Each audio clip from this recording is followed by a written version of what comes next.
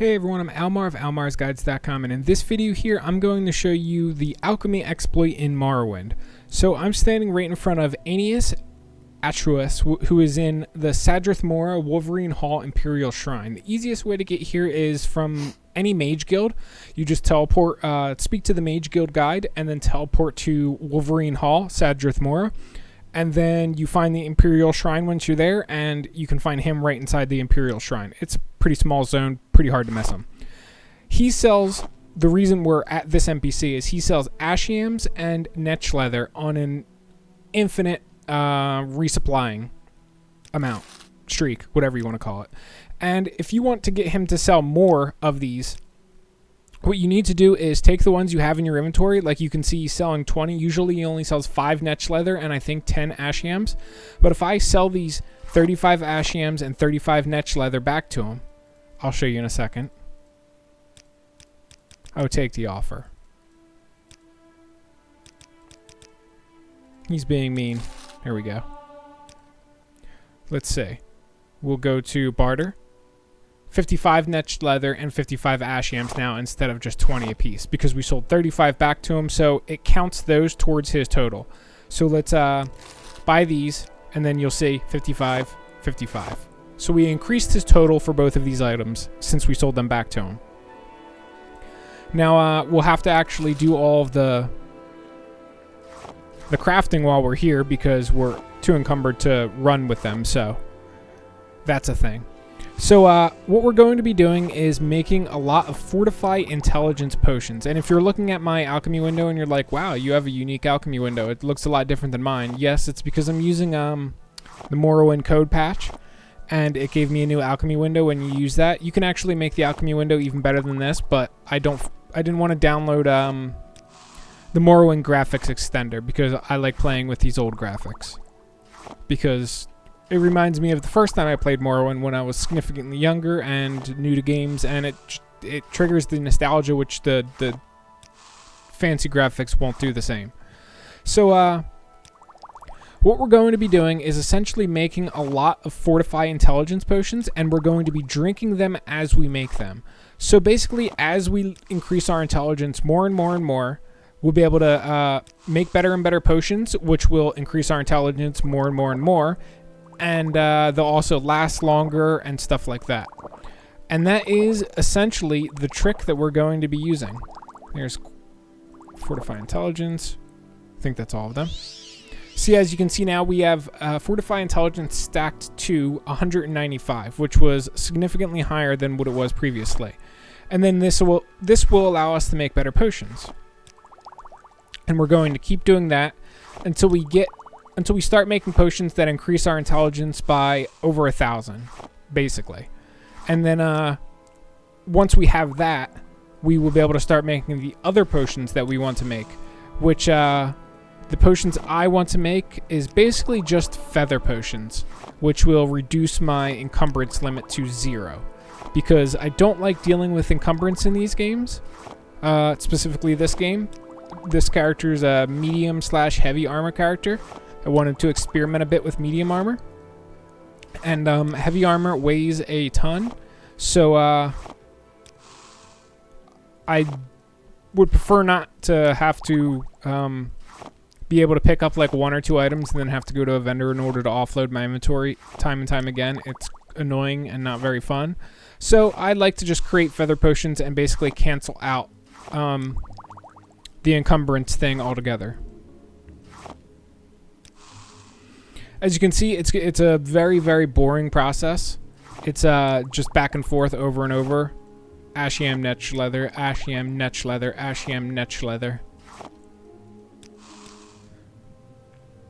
And instead of Fortify Intelligence 17, that's what they were the first time. Yeah, 17, 19. Now they're 24 apiece. So that is a minor improvement. And it's also worth mentioning, like, you might want to make 10 to 20 potions before you start drinking them all. Oops. Doesn't really matter if I use those other potions, though. Clear them out of my inventory. Now we have 500 alchemy, or 500 intelligence. So we're starting to get up there.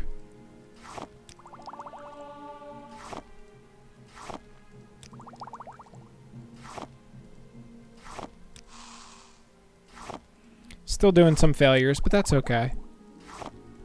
And once we get our intelligence up into the thousands and we start making potions that increase our intelligence by 1,000, you want to find a location to store extra potions, because you don't ever want to do this again.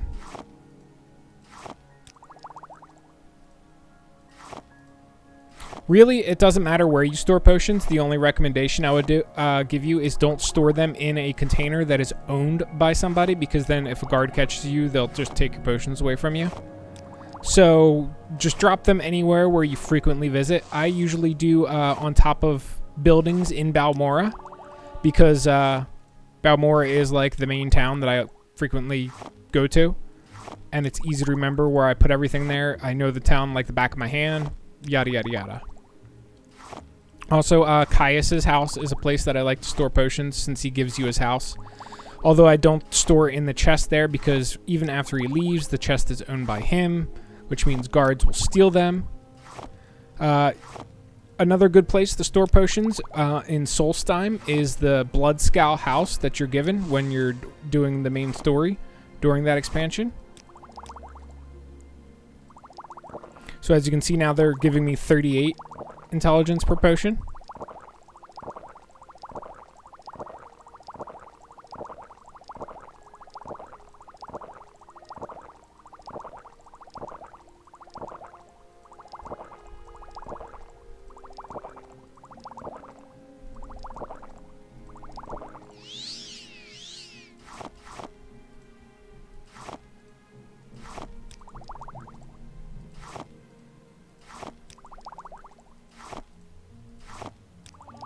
And it is worth mentioning, every single time you drink potions, exit out of your inventory and then re-enter, because that's what you need to do for the effects to take whatever on you, take place on you, to be cast on you.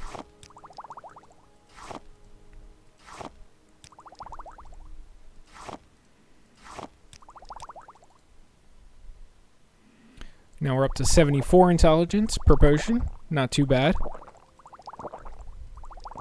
I'm going to need to buy more potions here in a second, or more mats. We're getting pretty close to that.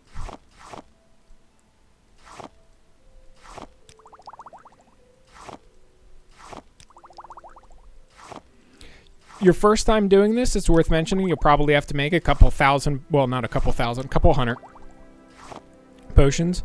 It probably takes about 100 potions to get your intelligence, or to start making potions above 1,000, and then it starts to go up quite fast. And it's also important you don't get too far ahead of yourself. Like I've gotten my intelligence up to like 80 million before on a character when I was first messing around, and if you do that, the buffs are going to last on your character for like 1 month in game, which is a very, very long time, so keep that in mind.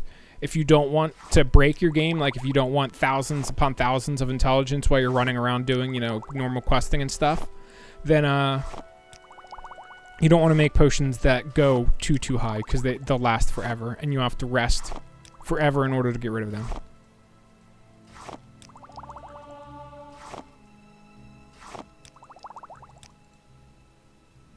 Now we're up to 100 Fortify Intelligence. And that's basically all there is to it. I mean, I could make another 20-minute video, or I could keep going for another 20 minutes and keep showing you the same stuff over and over and over, but that's probably boring for you, and I don't blame you. And all it is doing is repeating stuff that I've already shown you up to this point.